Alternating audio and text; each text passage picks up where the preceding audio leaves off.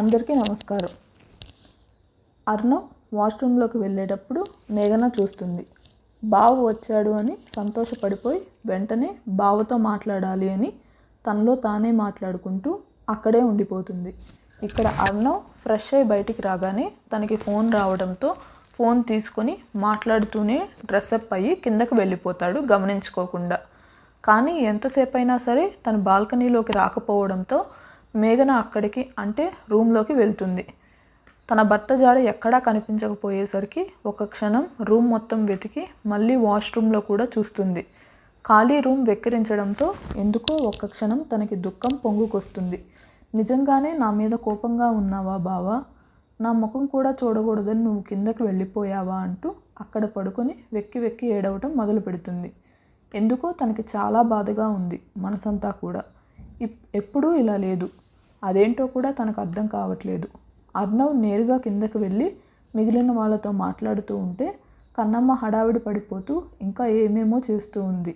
కన్నమ్మ, ఏం చేస్తున్నావమ్మా అనగానే, చిన్నబాబా నువ్వు కూడా సిద్ధంగా ఉండావు కదా అనగానే, దేనికమ్మా అంటాడు. దేనికో ఒకదానికి, ఇవన్నీ తర్వాత మాట్లాడుకుందాం, నువ్వు కూడా మేఘమక్కకు చెప్పు అనగానే తనకు కాస్త అయోమయంగా చూస్తూ, ఏంటి మీ అక్క అప్పుడే వచ్చిందా అనగానే ఫ్యామిలీ మెంబర్స్ అందరూ కూడా తన వైపు చూస్తారు. ఏంట్రా ఏం మాట్లాడుతున్నావు? తను వచ్చి చాలాసేపే అయింది. నీకోసం ఎదురు చూస్తూ ఉన్నట్టుంది గదిలోనే. రామ్మ అని పిలిచినా కూడా బాబు వచ్చిన తర్వాత వస్తాననింది అనగానే ఒక్క క్షణం తనెందుకు చాలా భయంగా అనిపిస్తుంది.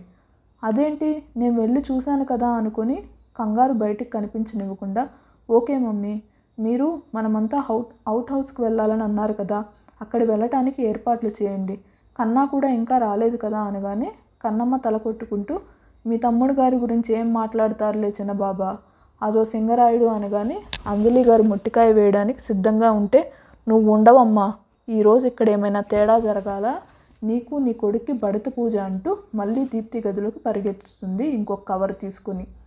అర్ణవ్ మాత్రం 3 స్టెప్స్కి ఒక అడుగు వేస్తూ చాలా ఫాస్ట్గా లోపలికి వెళ్ళిపోతాడు. లిఫ్ట్ ఉన్నా కూడా తను ఆ రోజు స్టెప్స్ ద్వారానే వెళ్ళిపోయాడు. వెళుతున్న కొడుకు వైపు కాస్త అనుమానంగా చూస్తూ, అంజు, ఈరోజు చిన్నోడేంటి ఏదో కాస్త తేడాగా ఉన్నాడు అనగానే, ఏమోనండి, ఉదయం మేఘన కూడా అలాగే ఉంది. ఏమైంది అంటే మమ్మీ డాడీ గుర్తొచ్చారని చెప్పింది. సరే సరే, ముందు ఒక సమస్య పోతే వీళ్ళ సంగతి ఏంటో తర్వాత చూద్దామనగానే అర్ణవ్ లోపలికి అడుగు పెట్టేసరికి బెడ్ మీద కనిపిస్తుంది మేఘన. తనని చూడగానే నార్మల్గా లేదు అని వెంటనే అర్థమైపోయింది. ఎందుకంటే ఏడుస్తుంది అన్నదానికి గుర్తుగా డొక్కలు ఎగిరెగిరి పడుతూ ఉన్నాయి. క్షణం కూడా ఆలస్యం చేయకుండా మేఘ అనగానే వెంటనే తన వాయిస్ గుర్తుపట్టి తన కన్నీళ్లను తుడుచుకొని బలవంతంగా ఎక్కిళ్ళు ఆపుకుంటుంది. పరిగెత్తినట్టే బెడ్ మీదకు వెళ్ళి తను మేఘన పక్కన కూర్చొని తన వైపుకు తిప్పుకోగానే ముఖమంతా ఎర్రగా అయిపోయి అసలు ఎలా ఉందంటే మనిషి చూడగానే ఒక్క క్షణం చాలా కంగారుగా అనిపించింది.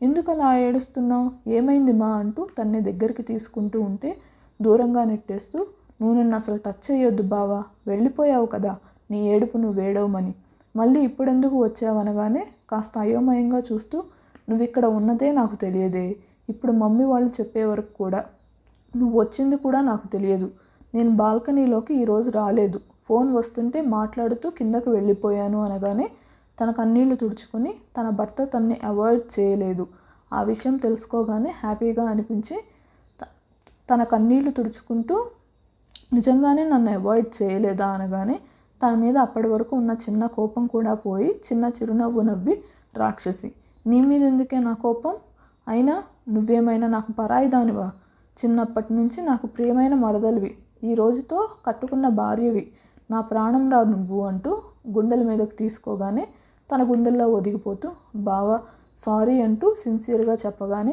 దేనికమ్మా అంటాడు. మార్నింగ్ అంటూ ఏదో చెప్పబోయి ఆగిపోవడంతో, పిచ్చి, దాని గురించి అసలు ఆలోచించొద్దు, నిజమే నేను కాస్త టెంప్ట్ అయ్యాను, కానీ వెంటనే కంట్రోల్ కూడా చేసుకున్నాను, అయినా నా భార్య ఎక్కడికి వెళ్తుంది అంటూ కళ్ళు ఎగరేస్తూ, నా బంగారం ఉదయం నుంచి దీని గురించి ఆలోచిస్తున్నావా అనగానే, అవును అంటూ అమాయకంగా తలూపుతూ, తెలుసా బావా, ఈరోజు నిన్ను హర్ట్ చేశాను అని సరిగ్గా ఫ్రెండ్ ఎంగేజ్మెంట్ కూడా ఎంజాయ్ చేయలేదు అంటుంది. అరెరే, నా బంగారానికి చాలా కష్టం వచ్చిందమ్మా, సరే ఏమీ పర్వాలేదు, జరిగిందేదో జరిగిపోయింది, అవన్నీ వదిలేసి ఇప్పుడు నీ చిట్టి చెల్లెలు ఏదో ప్లాన్ చేసింది కింద, మనమంతా మన అవుట్ హౌస్కి వెళ్తున్నాం అనగానే ఎక్సైట్ అయిపోతూ నిజమా బావా అనగానే అబ్బా ఏం ఆనందమే, సరే నేను ఎలాగో హట్ అయ్యానని అనుకున్నావు కాబట్టి నన్ను ప్రసన్నం చేసుకోవడానికి ఒక ముద్దివ్వమ్మ అంటూ యాటిట్యూడ్గా అడగగానే బెడ్ మీద నుండి దిగాలని చూస్తే నథింగ్ డూయింగ్ అంటూ వెంటనే తన మీదకి లాక్కొని పెదవులు ఏకం చేస్తాడు. ఉదయం నుండి పడిన మానసిక వేదనకి ఒక మనశ్శాంతి, చిన్న రిలీఫ్ దొరకడంతో హ్యాపీగా ఆ ముద్దుని వాళ్ళ మనసుతో ఫీల్ అవ్వడం మొదలు పెడతారు. ఇక్కడ మన కన్నమ్మ మాత్రం హడావిడి పడిపోయి అందరినీ డిన్నర్ చేయమని తొందర పెడుతుంది. అంజలి గారు మాత్రం అరే ఇంకా కన్నా రాలేదే, వాడు వస్తే ఫ్రెష్ అయిన తర్వాత నిదానంగా తిందాం, నడుముకు చేతులు పెట్టుకొని ఇంకా ఏంటి ఆ సింగరాయుడు రావాలా, గుడ్డలు వేసుకోకుండా తిరగాల, జనాలు దడుచుకొని సావాలా, ఆ పైన అందరినీ నీళ్లు కొట్టి నేను లేపాలా, నువ్వు తీరిగ్గా ఏడే కూర్చొని నేను చేసిన పెయిన్ మొత్తం చెడగొట్టాలి, ఇదే చేయాలని అనుకుంటా ఉండావు కదా నువ్వు అంటూ గట్టిగా అరిచేసరికి ఆవిడ నోటికి చెయ్యి అడ్డం పెట్టుకుని దేవుడా ఇది మరీ పగబెట్టేసింది నా మీద అంటుంది. నీ కోడలు నీ మీద చెప్పినవన్నీ నిజాలేనని నా ఫీలింగ్ అంటూ జమున గారు కూడా కన్నమ్మకి సపోర్ట్ వచ్చేస్తారు.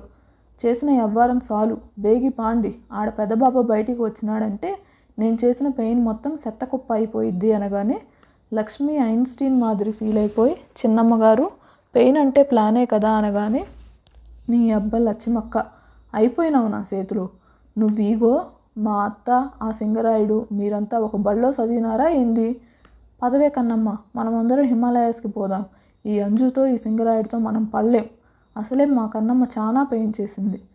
లక్ష్మి కొంచెం భయంగా అదేంటమ్మగారు అలా అంటారు, నేనెలా చిన్నబాబు గారి స్కూల్లో చదువుతాను, ఆయనేమో ఇంగ్లీష్ మీడియం, నాదేమో వేలిముద్ర, అయినా బాబుగారు పెద్ద పెద్ద చదువులు ఫారెన్లో కూడా చదివారు తెలుసా అనగానే గట్టిగా ఒకసారి గాలి పీల్చి వదిలేసి తన కోపాన్ని కంట్రోల్ చేసుకుంటూ ఉంటే వెంటనే తన పరిస్థితి అర్థం చేసుకొని అంజలి గారు అలా చెప్పవే లక్ష్మి, ఇదేంటో నా కొడుకుని చాలా తక్కువ అంచనా వేస్తూ ఉంది, అసలు నా కొడుకు అంటే ఏమనుకుంటుందంటూ ఇంకొక మాట మాట్లాడబోయేలోపు కన్నమ్మ చాలా సీరియస్గా అశోక్ గారి వైపు చూస్తూ దొర నాకు సాయం చేస్తావా అంటుంది. అందరూ కన్నమ్మ వైపు అలాగే చూస్తూ ఉంటే కాస్త అనుమానంగానే ఏం చేయాలి మా అనగానే ఇప్పుడు నేను ఒకరిని కాదు ఇద్దరిని ఉరికిచ్చి కొడతా, ఆ కొట్టే ప్రాసెస్లో వాళ్ళకి ఏటి జరిగినా సరే నా మీదకి ఏటది అంటూ బుర్ర గోక్కుంటూ ఉంటే కేసు అని జమున గారు చెప్పడంతో అదే అవ్వా కేసో బోసు అది మాత్రం రాకుండా చూడాలి అంటూ చాలా షార్ప్గా అక్కడ ఉన్న అంటే డైనింగ్ టేబుల్ పక్కన ఉన్న కూరగాయలు కట్ చేసే పెద్ద కత్తి తీసుకుని అంజలి గారి వైపు లక్ష్మి వైపు చాలా ఫాస్ట్గా రావడంతో ఏం జరుగుతుందో ఊహించి వాళ్ళు పరుగు మొదలు పెడతారు. పిల్లలు చప్పట్లు కొడుతూ గేమ్ సూపర్గా ఉందనగానే ఓ బుల్లెమ్మ బుల్లోడా, ఆ తర్వాత రక్తపాతాలు కూడా చాలా బాగుంటాయి చూడండి అంటుంది.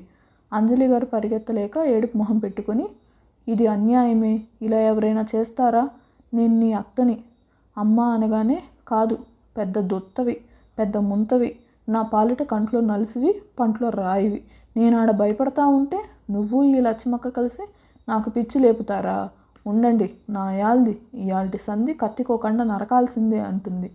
చివర్లో ఉన్న లక్ష్మిని పట్టుకొని కత్తి పడేసి 4 పిడిగుద్దులు గుద్ది ఇంకో పాలు నాకు పిచ్చి లేపుతావా అనగానే దండం పెట్టి ఓయమ్మో నన్ను వదిలేయండి తల్లో అంటుంది.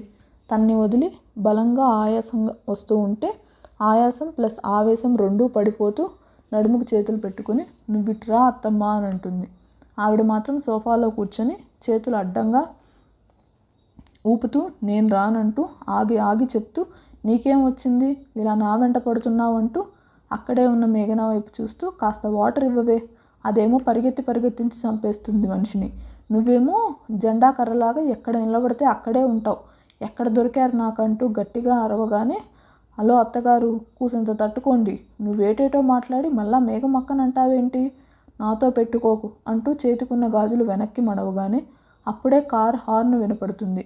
ఆవిడ మంచినీళ్ళు తాగేసి అదిగో నీ పెనిమిటి వచ్చాడు, నువ్వే చూసుకొని ఏం చెప్తావో చేసుకో తల్లి, నాకైతే ఏమీ తెలియదనగానే అప్పటి వరకు పూలందేవిలాగా ఊగిపోయిన కన్నమ్మ వెంటనే కాస్త తడబడిపోయి కొంచెం భయంగా వంటింట్లోకి పరిగెత్తుతుంది. ఆవిడ కాస్త విచిత్రంగా చూస్తూ ఇప్పటి వరకు నన్ను గాడిదలాగా బాగా తరిమింది, ఇప్పుడేమైంది పిచ్చికుక్క వెంట పడ్డట్టు అలా పోయింది అంటూ కాస్త గట్టిగా అనగానే జమున గారు కాస్త సీరియస్గా చూస్తూ పిచ్చి కుక్క కాదు నీ సింగరాయుడు కొడుకు వచ్చాడు కదా అనగానే అందరూ పకపకా నవ్వేస్తే అంజలి గారు చిరుకోపంగా అత్తయ్య గారు మీరు కూడా అలాగే అంటారేంటి? మరి దాని మొగుడిని చూసి అది సిగ్గుపడుతుంది. మధ్యలో నీకేమైంది అనగానే ఓయబ్బో ఇలా పారిపోవడం సిగ్గుపడ్డమా అంటుంది. ఒకసారి నీ పెళ్ళైన రోజులు గుర్తు తెచ్చుకో అమ్మా. నీ కోడలు నయ్యం, కనీసం వాడి పనులైనా కొన్ని చేస్తుంది. నువ్వైతే 1 నెల రోజులు నా కొడుకు ముఖం చూడడానికి తీసుకున్నావు, ఇంకొక నెల రోజులు వాడి ఎదురుగా రావటానికి. టోటల్గా 1 సంవత్సరం రోజుల్లో నువ్వు వాడితో 2 మాటలు మాట్లాడావు అనగానే తలగొక్కుంటూ అత్తయ్య గారు అంటూ ఆ టాపిక్ మార్చడానికి ముందు కన్నా వచ్చాడు కదా, విషయం చెప్పి మనమందరం అక్కడికి వెళ్ళాలి, లేదంటే నీ భూకంపం మనవరాలు వస్తుంది అనగానే అందరికీ అదే నిజమనిపించి అప్పుడే అక్కడికి వచ్చిన ఈశాన్ వైపు అందరూ చూస్తారు. తను వచ్చి సోఫాలో కూర్చొని ఏదో జరుగుతుంది ఏంటి విషయం అనగానే అశోక్ కొడుకు వైపు చూస్తూ మనం అలా గెస్ట్ హౌస్కి వెళ్తున్నాం అనగానే విచిత్రంగా చూస్తూ ఎందుకు డాడీ అంటాడు. సేమ్ కన్నమ్మ చెప్పినట్టే ప్రశ్నలు వేయడం మొదలుపెట్టారు మన హీరో గారు. అశోక్ గారు దీర్ఘంగా గాలి పీల్చుకొని వదిలేసి చెప్తే కానీ రావా అనగానే అరే చెప్తే విషయం ఏంటో తెలుస్తుంది కదా డాడీ, ఎందుకంత ఇరిటేట్ అవుతారు, ముందు విషయం ఏంటో చెప్పండి అంటూ రిలాక్స్గా కూర్చోగానే అంజలి గారు కొంచెం టెన్షన్ పడిపోతారు. ఇప్పుడే బీపీ వచ్చి కాస్త తగ్గించుకొని వెళ్ళింది చిన్న కోళ్ళు. ఇక చిన్న కొడుకు వేసే ప్రశ్నలకు మళ్ళీ బీపీతో పాటు షుగర్ కూడా తెచ్చుకొని ఎక్కడ కొడుకును కూడా వాయిచ్చేస్తుందో అని భయం పట్టుకుంది.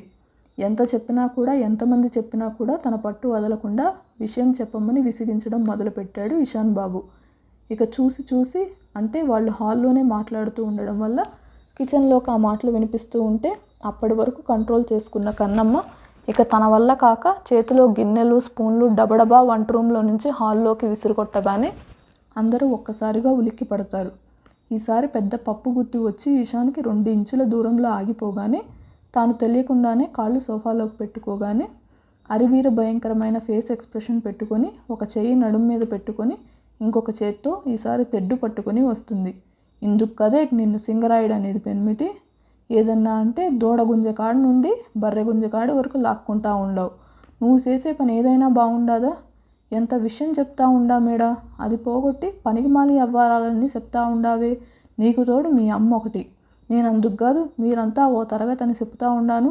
అసలు మీ అమ్మకు పడాల ముందు అంటూ 2 అడుగులు ముందుకు వేయగానే ఇషాన్ మాత్రం బిత్తర చూపులు చూస్తూ వాళ్ళ అమ్మ వైపు రాగానే కూర్చున్న సోఫాలో నుండి లేచి ఏం మాట్లాడుతున్నావు అనగానే ఏటి అర్థం కాలేదా, పెద్ద పెద్ద చదువులు సిదిగి వచ్చినావట కదా, ఆడాడికో దేశం పోయి ఇది కూడా అర్థం కాకుంటే ఏటి నీ చదువులు సత్తుబండగాన.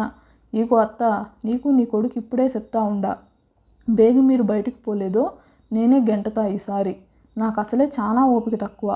ఇషాన్ కోపంగా ముందుకు వచ్చి ఏయ్ టూ మచ్గా వాక్కు అనగానే ఈగో పెనిమిటి, నువ్వు చెప్పేది ఇంగిలి పీస్ అని నాకు కూడా తెలుసు, 1 అంటే 1 2 అంటే 2 అని నాకు కూడా ఎరకనే. నువ్వు 7 నుంచి పోకుంటే తర్వాత ఒంట్లు నేను చెప్తా, అది దేంతోనో ఎరకనా ఇది అంటూ తెడ్డు గిరగరా తిప్పగానే తమ్ముడి ఫేస్లో ఉన్న కోపాన్ని గమనించిన అర్ణవ్ తన చేయి పట్టుకొని బరబరా పైకి ఈడ్చుకెళ్ళగానే చూపు మాత్రం కన్నమ్మ మీద నుండి తిప్పకుండా ఏంటన్నయ్య అది అలా వాగుతుంది, పిచ్చి కుక్క కానీ కరిచిందా, అసలేం జరుగుతుంది ఇక్కడ అనగానే ఏమీ లేదురా, అన్నయ్యకి వదినికి ప్రైవసీ కల్పించడానికి కన్నమ్మ ఏదో ప్లాన్ చేసింది, అందుకే మనం గెస్ట్ హౌస్కి వెళ్తున్నాం, అంతకుమించి ఏమీ లేదు, నువ్వు పద అనే విషయం స్మూత్గా చెప్పగానే తన అన్నయ్య లైఫ్ మ్యాటర్ కాబట్టి ఏం మాట్లాడకుండా ఫ్రెష్ అవ్వడానికి వెళ్తాడు. కానీ కన్నమ్మ మాత్రం చాలా కోపాన్ని కంట్రోల్ చేసుకుంటూ నడుము మీద చేతులు పెట్టుకొని గట్టిగా గాలి పీలుస్తూ వదులుతూ ఉంది. అప్పుడే అదర్వ్ అక్కడికి వస్తూ అప్పటి వరకు ఏం జరిగిందో తెలియక ఏంటి మా ఇక్కడేదో సౌండ్ వస్తుంది అని కన్నమ్మ ఎదురుగా నిలబడగానే కోపాన్నంతా పక్కకు నెట్టి పెదబాబా నువ్వు ఇవాళ బయటికి రాలే, అసలు ఏటైనాది నీకు అంటుంది. ఏం మాట్లాడకుండా చిన్న స్మైల్ ఇస్తాడు. నా మనసులో ఈ సంఘర్షణ జరుగుతుందని ఎవరికీ చెప్పుకోలేడు కదా, అది తన భార్య మ్యాటర్ అయ్యేసరికి ఇక ఏం మాట్లాడకుండా ఏం లేదు మా అంటూ పిల్లల వైపు చూస్తూ బంగారాలు ఏం చేస్తున్నారు నాన్న అనగానే తన తండ్రి మీదకి ఎగిరి దూకుతారు. ఇద్దరిని ఎత్తుకొని ఇద్దరి తల్లపైన ముద్దు పెడుతూ గుండెకు హత్తుకొని ఒక్క క్షణం కళ్ళు మూసుకొని ఆ స్పర్శని అనుభవిస్తాడు. తర్వాత వాళ్ళిద్దరి వైపు చూస్తూ ఏం చేశారు ఈరోజు నా చిట్టి తల్లి చిట్టి తండ్రి అనగానే ఇద్దరు కూడా తండ్రి బుగ్గపైన ముద్దు పెడుతూ వాళ్ళు చేసినవి చెప్తూ ఆడిన ఆటలు మళ్ళీ తన చేతుల్లో నుండే ఎగిరెగిరి చూపిస్తూ ఈరోజు కొత్త ప్లేస్కి వెళ్తున్నాం డాడీ అని బుజ్జిగా చెప్పగానే కాస్త అయోమయంగా చూస్తూ ఎక్కడికి నాన్న అనగానే గ్రాండ్ పా చెప్పాడు అంటారు. తన తాతయ్య వైపు చూడగానే ఏం మాట్లాడాలో అర్థం కాలేదు ఆయనకి. అందరూ నీళ్లు నములుతూ ఉంటే కన్నమ్మ చిన్నగా తల కొట్టుకుని మళ్ళా ఎక్కడ పెంట చేస్తారు అని, పెదబాబా నాకేటి తోస్తలేదు, అందుకే యాడికన్నా తీసుకుపోండి అని చెప్తే తాత అవ్వ ఆడికాడికో తీసుకుపోతామని చెప్పినారు. అదే బుల్లెమ్మో బుల్లోడు నీకు చెప్తా ఉండారనగానే ఎక్కడికి తాతయ్య అంటాడు. ఏమీ లేదు నాన్న, మన గెస్ట్ హౌస్కి వెళ్తున్నాం అంతే అనగానే సరే నేను కూడా వస్తాను పదండి అనగానే పెదబాబా నా కొంప కొల్లేరు సేయకంటూ గట్టిగా అరుస్తుంది కన్నమ్మ. అంత గట్టిగా అరిచేసరికి మిగిలిన వాళ్ళు దడుచుకుంటే అదరు అయోమయంగా చూస్తూ ఏమైంది కన్నమ్మ అంటాడు. మళ్ళీ తన భయాన్ని కంట్రోల్ చేసుకొని ఏటీ లేదు పెదబాబా, ఆడికి పోయి బేగి వచ్చేస్తాం, ఇంకా దీపం అక్క రాలేదు కదా, తను ఒక్కతే ఉండిపోద్ది అంటుంది. అందుకు వాళ్ళ వైపు చూస్తూ అదేంటి తను కూడా వస్తుంది కదా, ఒక్కతే ఎలా ఉంటుందనగానే కన్నమ్మకి మామూలుగా కోపం రాలేదు. అసలు అదరు తన గదిలో ఉన్నప్పుడే అందరినీ తీసుకుని గెస్ట్ హౌస్కి వెళ్ళాలి అని తను ప్లాన్ చెప్పింది. ఎందుకంటే తను బయటికి వస్తే ప్లాన్ ఇలాగే చెడిపోతుందని తన భయం. తను అనుకున్నట్టుగానే పెదబాబా బయటికి రావడం, తన పెనిమిటి తన అత్తమ్మ చేసిన ఆలస్యం కారణంగా ఇంత జరిగిందని అంజలి గారి వైపు కోపంగా చూస్తూ ఉంటుంది. అంజలి గారు కన్నమ్మ వైపు చూస్తూ తన భర్త వైపు తిరిగి ఏంటండి అది నన్ను అలా కోపంగా చూస్తుంది అనగానే కొంచెం ఇక్కడి నుండి వెళ్ళేంత వరకు కాస్త దూరంగా ఉండు, లేదంటే తను మామూలుగా కోపంలో లేదు, తర్వాత అత్తగారిని కొట్టిన కోడలుగా నా కోడలు రేపు పేపర్లోకి ఎక్కుతుందంటూ చాలా అంటే చాలా క్యాజువల్గా చెప్పేస్తారు. అసలు శాడిస్టులంతా నా చుట్టే ఉన్నారు అంటూ గట్టిగా అరవగానే అదరు తన తల్లి వైపు తిరిగి ఏమైంది మమ్మీ అలా గట్టిగా అరుస్తున్నావు అనగానే కన్నమ్మ పళ్ళు పటపటా కొరుకుతూ ఏటీ లేదులే పెదబాబా, ఇవాల్టి సంధి అత్తకి పైత్యం ఎక్కువైతా ఉండాది, నేను దానికి ఇరుగుడు ముందిస్తాలే అంటుంది. 50 మంది ప్రజానికానికి చెప్పొచ్చేది ఏమిటంటే అసలే కన్నమ్మ ఫైర్ మీద ఉండాది, ఈ టైంలో తెల్లగుంటొస్తే ఏటి పరిస్థితి, ఓ పాలి రీల్ వేసుకోండి. ఈ వీడియో కనుక నచ్చినట్టయితే లైక్ చేసి మా ఛానల్ని సబ్స్క్రైబ్ చేసుకోండి.